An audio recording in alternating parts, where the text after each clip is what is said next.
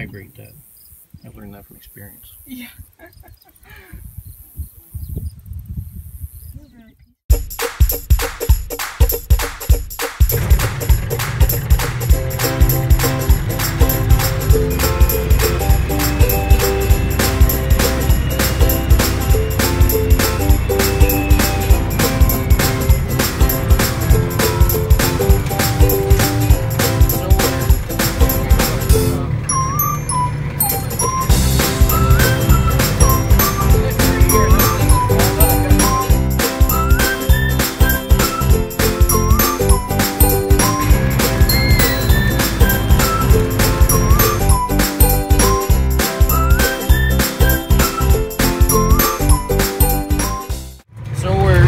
Probably a week early to 10 days to see the prairie grass or the wildflowers in full bloom. A few out. We'll go up here and take a look.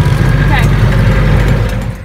So this was a pasture for cattle, and I used to keep 6 or 7 head of cattle here.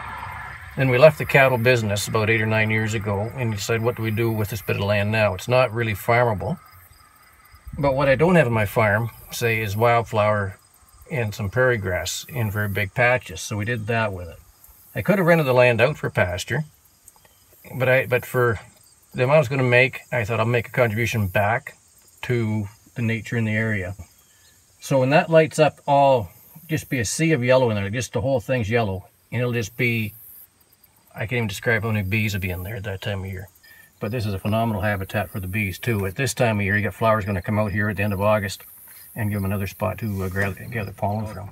We didn't have the bee issue at the time with the neonics when we put this in. And I use neonics. It's a good chemical. It's a good tool in my toolbox. There's more to the bee health than just the neonics. There's 9 or 10 different issues with the bee health that have to be addressed. And we sat here and looked. You can see the various butterflies flipping around. Up there on the wall, there's some pictures there. Yeah. And I took those with my tablet last year. If you could literally stand there and have 15 bees in front of you in the flowers in a small patch like this. It was cool though, like, because when we would stop and we would turn the vehicle off, you could really hear it.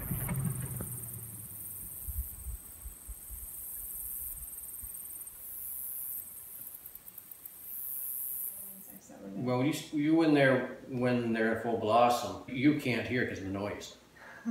It's just a steady hum drone in there. They're down in there, an odd little corner of the farm. I didn't put prairie grass in, but I did put in some pecans and pecans trees down in there. And a pecan is a hickory pecan cross.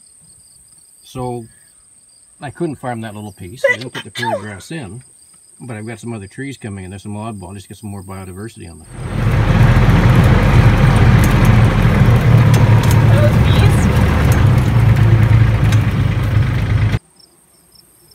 So those bees disappear in May. They're taken to New Brunswick, Nova Scotia, Quebec to pollinate blueberry patches.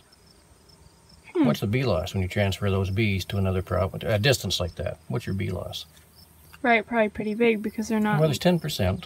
Okay. It will tell you. So when I talk about neonics being an issue, some of the work habits of the bees can be an issue too, because when you transfer them like that, there is a bee loss, and there's a bit of health issues go along with that too. So, but in Lambton County, with the farming community, we're really good farmers. We take out fence rows, so we don't have as much pollinator habitat in the countryside that we had 25 years ago, and this affects bee health.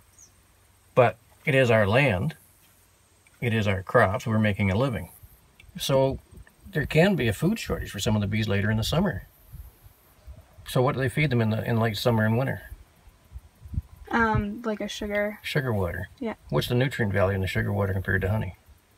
A lot less. Correct. So there's another issue.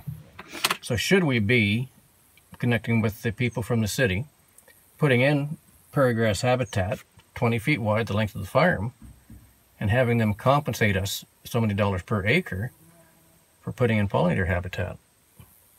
A bunch of farmers put in pollinator habitat, and we were paid $300 an acre. Let's use that number. I would put my name up on the list of the people that put in the pollinator habitat, and the people from the city could contact me to come out to see it if they want to walk through this, they want to take a look around. But that'd be a connection for the city people, so they could help fund the project. That makes them a part of it. Go for it. Oh, well, I'm going to put my deer antlers in the background. We're going to do that. Okay, we got it. I'm on a family farm here in Brook Alwinston on Petrolia Line. I have a wife, Gabrielle, and a son, Nickel. And we farm here on this farm, and we enjoy it. Can you say your name one more time? Because I was talking when you said it. So I'm Dave Ferguson, and our farm is known as Walnut Acres Farms.